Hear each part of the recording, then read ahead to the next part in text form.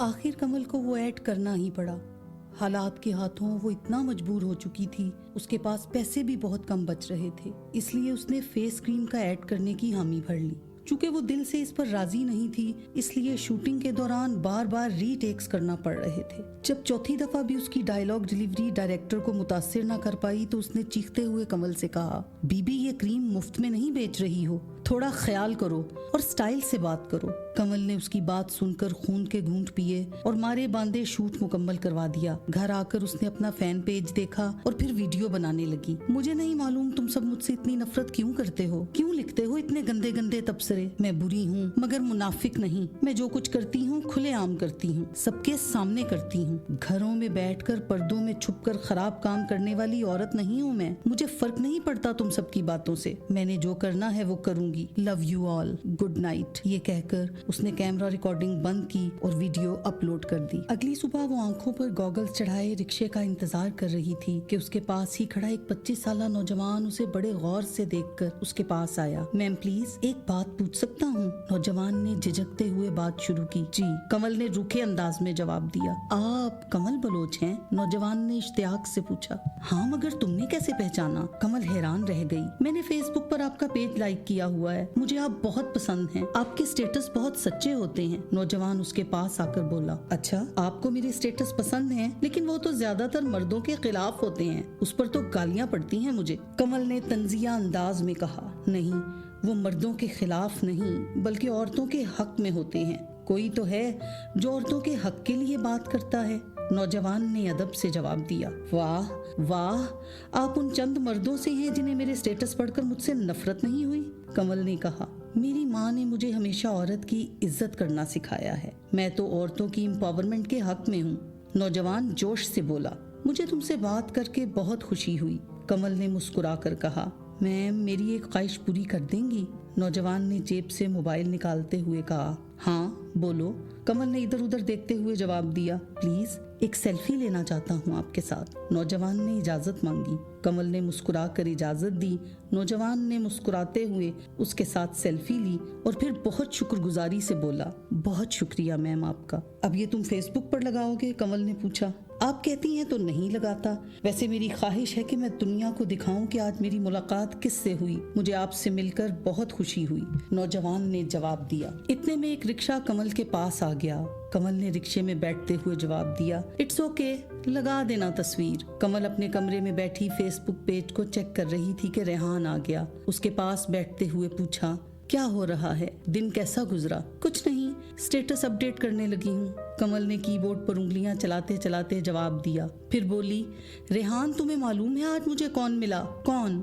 रेहान ने तजस्सुस से पूछा। आज मुझे मेरा पहला फैन मिला, उसने मेरे साथ सेल्फी भी ली। कमल ने इश्तियाक से बताया। वो तुम्हें कहाँ मिला? रेहान के लहजे में हैरानी थी। मैं बस स्टॉप पर खड़ी रिक्शे का इंतजार कर रही थी, उसने मुझे पहचान लिया। तुम्हें अंदाजा नहीं कि मैं कितनी खुश थी उस वक्त। कमल ने बहुत शौक से उसे तफसील सुनाई तो रेहान ने जोरदार कहकहा लगाया। हंस क्यों रहे हो? इसमें हंसने वाली कौन सी बात है? कमल ने नाराजगी से पूछा। यार तुम भी कितनी बेवकूफ हो। लोग इन सेलिब्रिटीज को पसंद करते हैं जो BMW से उतरे। रिक्शे वाले सेलिब्रिटी को कौन पसंद करता है? रेहान ने हंसी रोक कर जवाब दिया। क्या मतलब? कमल ने गुस्से से पूछा। मतलब तुम बहुत भोली हो और ऐसे सड़क छाप फैंस पर खुश हो रही हो। रेहान ने जवाब दिया। तुम बकवास मत करो, वो मेरा बड़ा फैन है, उसने मुझे पहचान लिया, जब ही तो मेरे पास आया। कमल ने फौरन कहा तो रेहान ने उसके गुस्से को देखकर हार मानने में आफियत जानी और बोला, अच्छा चलो तुम कहती हो तो तुम्हारी बात मान लेते हैं, नाराज क्यों होती हो? मगर ये सब मुंह देखे की बातें हैं। तुम मिल गई, उसने कह दिया। कमल ने उसकी बात का कोई जवाब नहीं दिया। चाय पियोगी?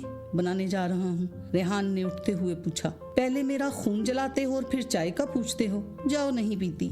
कमल ने नाराजी से कहा तो वो दोबारा हंसने लगा और बोला, गुस्से में बहुत अच्छी लगती हो। कमल फेसबुक पर अपना पेज चेक कर रही थी। उसी वक्त उसकी नजर एक पोस्ट पर पड़ी। उस नौजवान ने अपनी और कमल की तस्वीर फेसबुक पर शेयर कर दी थी और साथ ही लिखा था, I am very happy with my दीवा। कमल ने उसके नीचे लिखे कमेंट्स भी पढ़े। एक कमेंट के जवाब में लड़के ने लिखा था कि यार बिल्कुल सड़क छाप हसीना थी, मैं तो बस अपनी ठरक पूरी कर रहा था। फेसबुक का पेट भी भरना होता है, वरना ऐसियों को कौन पूछे। वो आंखें फाड़ फाड़ कर सब पढ़ रही थी कि रेहान भी उसके पास आकर बैठ गया। उसकी शक्ल पर 12 बजते देखकर उसने लैपटॉप का रुख अपनी तरफ कर लिया। रेहान कितनी मुनाफिकत है ना, कमल ने दुखी लहजे में कहा। ये पाकिस्तान है, यहाँ ऐसी ही मुनाफिकत चलती है, रेहान ने बेदर्दी से कहा। लेकिन मैं मुनाफिक नहीं हूँ, कमल ने बेबसी से कहा। तुम्हें यहाँ जिंदा रहना है तो मुनाफिक बनना पड़ेगा, रेहान ने उसे समझाया। मैं इसीलिए नाकाम हूँ शायद, कमल ने कहा। यही तो समझा रहा हूँ, यहाँ अच्छा बनने से कुछ हासिल नहीं, मुनाफिक बन जाओ सबकी तरह। रेहान ने गोया उसे मशवरा दिया, फिर बोला जो जैसा करे उसके साथ वैसा ही सलूक करो। तुम सबको अच्छा अपनी तरह समझती हो, गलत समझती हो। मैं मुनाफिक नहीं के सामने कुछ और पीठ पीछे कुछ कहूँ। रेहान मैं जैसी हूँ वैसी नजर आती हूँ, कमल के लहजे में दुख था। यहाँ जिंदा रहना है तो तुम्हें ऐसा होना पड़ेगा। देखो इसे देखो, इतनी सी उम्र में कितना मुनाफिक है ये, रेहान ने तस्वीर में मौजूद लड़की की तरफ इशारा करते हुए कहा। और तुम, कमल ने सवाल किया। शायद मैं भी, रेहान ने हार मानते हुए जवाब दिया। आबिद और रानी एक दिन मुनासिब मौका देखकर गांव से निकले और शहर जा पहुंचे। वहां उन्होंने खूब आवारागर्दी की। पहले स्टेज ड्रामा देखा, फिर एक महंगे होटल से खाना खाया। उसके बाद आबिद ने उसे मुख्तलिफ छोटी मोटी चीजें दिलाईं। गांव वापसी के लिए बस में बैठे तो रानी की आंखों में आबिद के लिए ममनूनियत ही ममनूनियत थी। रहीम ने घर छोड़ने का फैसला कर लिया था। वो अपना सामान समेट रहा था और उसकी मां मुंह पर दुपट्टा डाले रो रही थी कि मुन्नी भी उसके पास आकर बैठ गई। तू तैयार हो जा, मैं गाड़ी लेकर आता हूँ, रहीम ने अस्मा से कहा और घर से निकल गया। अल्लाह तेरे आगे भी ये सब लाई अस्मा, माँ ने अस्मा को बद्दुआ दी। अम्मा मुझे कोसने देने का कोई फायदा नहीं, ये तेरे बेटे का फैसला है। अस्मा ने बेपरवाही से कंधे उचकाए। मेरे बेटे के मुंह में तेरी जुबान है, जैसा तू कहती है वो वैसा ही करता है, माँ ने गुस्से से कहा। अम्मा तू मुझे इल्जाम ना दे, उसे भी घर का माहौल नजर आ रहा है। एक बेटी भाग गई, दूसरा बेटा दिन ब दिन आवारा हो रहा है। हमें अपने बच्चों का भी ख्याल है, अस्मा ने तरकी बतरकी जवाब दिया। बड़ा भाई बाप के बराबर होता है, उसे ख्याल नहीं अपने छोटे भाई का कि अगर आवारा हो रहा है तो वो उसे संभाल ले। माँ का गुस्सा कम नहीं हो रहा था। मुझे नहीं पता अम्मा तू क्या कह रही है, मुझ पर गुस्सा करने की बजाय तू अपने बेटे से बात कर। अस्मा ने अपनी जान बचाना चाही। उस पर तो तूने जादू कर दिया है, उसे तो हम सब नजर ही नहीं आते,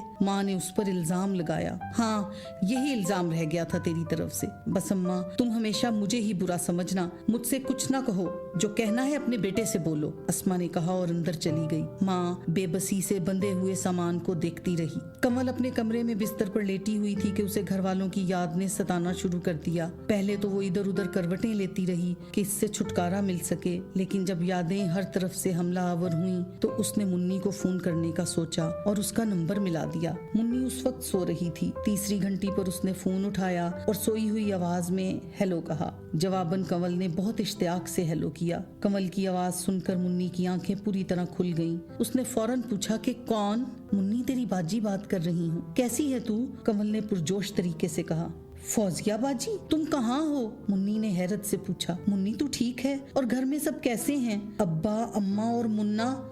कमल ने उसका सवाल नजरअंदाज करते हुए पूछा। तुझे क्या बाजी, तू तो हमें छोड़कर चली गई है, हम मरे या जिए? मुन्नी ने नाराजी से कहा। मैं मजबूर थी मुन्नी, कमल ने दुखी अंदाज में कहा। और तूने कभी पूछा कि हम किस मजबूरी में जिंदगी गुजार रहे हैं? मुन्नी के लहजे में भी दुख बोल रहा था। कमल परेशान हो गई। क्यों, क्या हुआ? सब ठीक तो है? उसने फौरन पूछा। हाँ तेरे बाद सब बदल गया। अब्बा का काम नहीं चल रहा, भाई घर छोड़कर चला गया और मुन्ने को स्कूल से निकाल दिया, मुन्नी ने परेशानी से जवाब दिया। क्या? मेरे खुदा, इतना सब हो गया? कमल ने अपना सर पकड़ लिया। तू इस वक्त कहाँ है बाजी? तू ठीक तो है? मुन्नी ने एक दफा फिर उससे सवाल किया। मैं शहर में हूँ, यहाँ बहुत अच्छे बुटीक में काम मिल गया है मुझे, कमल ने कुछ सोच कर जवाब दिया। बुटीक? वो क्या होता है? मुन्नी ने हैरान होकर पूछा। बुटीक जहाँ कपड़े सिलते हैं। मैं पहले भी तो चौधरानी के कपड़े सी के कमाती थी, अब भी बड़ी औरतों के कपड़े सीती है तेरी बाजी, कमल ने मुस्कुरा कर जवाब दिया। अच्छा बाजी, तुझे तो बड़े पैसे मिल जाते होंगे। मुन्नी उसकी बात सुनकर खुश हो गई थी। हाँ बहुत अच्छे, गुजारा अच्छा हो जाता है। कंवल ने कहा। फिर बोली, अच्छा तू मेरी एक बात और से सुन, मुन्ना के लिए मैं फीस के पैसे भेजूंगी, जमा करवा देना और अब्बा को भी इसमें से दे देना कि वो अपना काम संभाले। अब्बा नहीं लेगा, वो तुझसे बहुत नाराज है। मुन्नी ने नफी में सर हिलाया। अच्छा तो फिर अम्मा को दे देना, उनसे कहना उनकी बेटी की कमाई है, और देखो मुन्ने को काम पर मत डालना, उसे पढ़ाना। अच्छा सुन तो मेरी बात, इस वक्त अम्मा से या मुन्ना से करवा सकती है? कमल ने पूछा। इसी दौरान दरवाजे पर आहट हुई तो मुन्नी ने घबराकर दरवाजे की जानिब देखा, फिर आहिस्ता आवाज में बोली, नहीं अभी नहीं, सब सो रहे हैं, मैं पहले अम्मा से बात करूंगी, फिर तेरी बात करवाऊंगी। अभी लगता है अब्बा उठ गया है, मैं फोन बंद करती हूँ। बाजी अपना ख्याल रखना, ये कहकर उसने फोन बंद कर दिया। अगले दिन माँ और मुन्नी नाश्ता कर रही थी कि मुन्नी ने डरते डरते बात शुरू की। अम्मा एक बात कहूँ, नाराज तो नहीं होगी? हाँ बोल, माँ ने पराठे का नवाला मुंह में रखते हुए कहा। अम्मा रात को फौजिया बाजी का फोन आया था, मुन्नी ने हकलाहट से कहा। क्या फौजिया का फोन? माँ ने हैरत से आंखें फाड़कर सवाल किया। मुन्नी उसके पास आ गई और उसका हाथ पकड़कर बोली, तू सो रही थी, बाजी बात करना चाह रही थी। अब क्यों बात करना चाह रही थी? जब हम सब मर जाते तब बात करती। तूने बताया नहीं उसके जाने के बाद हम कितनी मुसीबतों में हैं? माँ ने दुखी लहजे में कहा। हाँ अम्मा, बाजी कह रही थी कि मैं मुन्ने और घर के लिए पैसे भेजूंगी। मुन्नी ने उसे दिलासा दिया।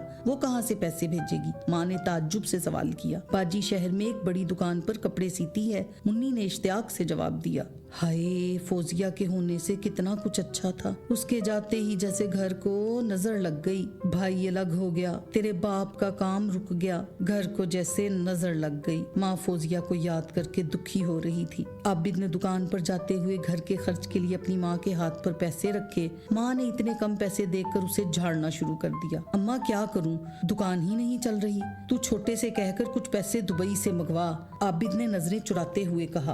अरे दुकान कैसे नहीं चल रही? इतना सामान तो डलवाया था तेरे भाई ने, और तू बार बार शहर जाकर खरीद कर भी ला रहा है, फिर दुकान कैसे नहीं चल रही? माँ ने हैरानी से ऊंची आवाज में पूछा। माँ बेटे की बातें सुनकर रूबी भी कमरे से निकल आई। अम्मा जब तेरा बेटा पूरे गांव की औरतों को मुफ्त में सामान बांटेगा तो मुनाफा कैसे होगा? रूबी ने आते ही तंज किया। तू चुप कर जा, ज्यादा बोलेगी तो मार खाएगी। आबिद रूबी की मुदाखलत पर गुस्से में आ गया। क्यों? मैं क्यों मार खाऊं? अम्मा तू इससे पूछ, इसकी दुकान पर औरतों का इतना रश क्यों होता है? रूबी ने तुर्की बतुर्की जवाब दिया। अम्मा दुकान में औरतों की चीजें हैं, औरतों का रश तो होगा। आबिद ने माँ की तरफ मुंह करते हुए कहा। तू मुनियारी की दुकान इसीलिए नहीं खोलता कि फिर पूरे गांव की आवारा औरतें फिर तेरी दुकान पर नहीं आएंगी। रूबी ने एक और तंज किया। आबिद ने एक चप्पल उसकी तरफ फेंकी और वो अंदर भाग गई। देख अम्मा देख, इसकी जुबान कैसी कैंची की तरह चल रही है, मैं तेरा मुंह तोड़ दूंगा अगर आइंदा ऐसी बदतमीजी की तो। आबिद ने गुस्से से कहा। ओ बस कर दे लड़ना,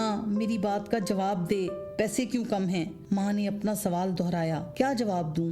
मंगवा इससे पैसे, अब सामान खत्म हो रहा है दुकान में। आबिद ने रुखाई से कहा। वो इतनी मेहनत तेरी अय्याशियों के लिए नहीं कर रहा वहाँ कि तू जब पैसे मांगे तो वो तुझे भेज दे। माँ ने गुस्से से चीखते हुए आबिद को लताड़ा। तू देख ले कि घर कैसे चलेगा, मैं तो इतना ही कर सकता हूँ, दुकान को तो जैसे नजर लग गई है। आबिद ने फिक्रमंदी से कहा और घर से बाहर निकल गया।